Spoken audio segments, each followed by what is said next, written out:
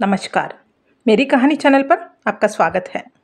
आज की कहानी है क्योंकि सास भी कभी बहू थी, भाग 1। आज का प्रश्न है, चिड़ियाएं साल में कितनी बार अंडे देते हैं? अगर आपको जवाब मालूम है तो नीचे कमेंट कीजिए। अगर नहीं मालूम है फिर भी ट्राई कीजिए। अब कहानी की ओर बढ़ते हैं। हरे भरे आम के पेड़ पर एक अनोखा घर बना था। सूखे तिनकों, मोर पंखे, रंग बिरंगे फूलें और धागों से बना हुआ एक सुंदर झूला घर।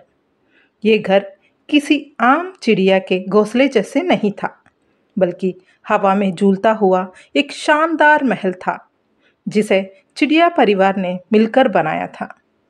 इस घर में रहती थी मंगला, एक बुजुर्ग चिड़िया जो अपने बेटे चिरोटा और बहू चुन्नी के साथ रहती थी। मंगला बहुत सख्त थी और हर छोटी बड़ी चीज में बहू को टोकना उसकी आदत ही बन गई थी।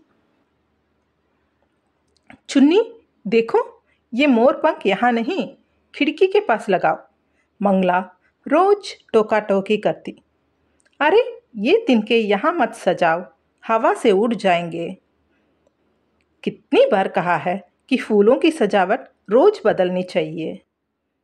चुन्नी मुस्कुराकर सब सुनती, लेकिन उसे बुरा लगता कि मंगला को उसकी मेहनत दिखाई ही नहीं देती है। एक रात आसमान में काले बादल घिर गए, हवा तेज हो गई और कुछ ही देर में आंधी शुरू हो गई। पेड़ झूमने लगे, ढालियां टूटने लगी और पक्षी इधर उधर भागने लगे।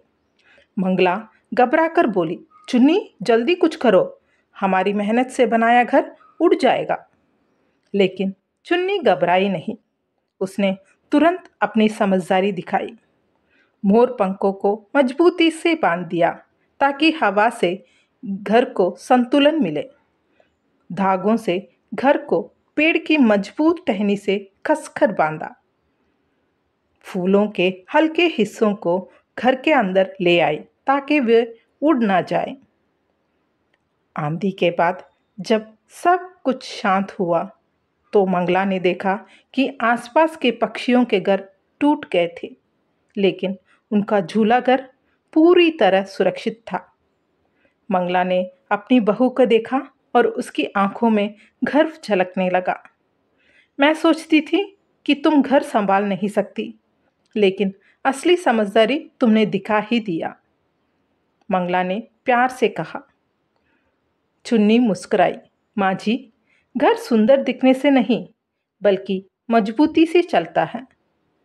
उस दिन के बाद मंगला ने चुन्नी की मेहनत को और उसकी अक्लमंदी को दिल से स्वीकार किया, क्योंकि सास भी तो कभी बहू थी।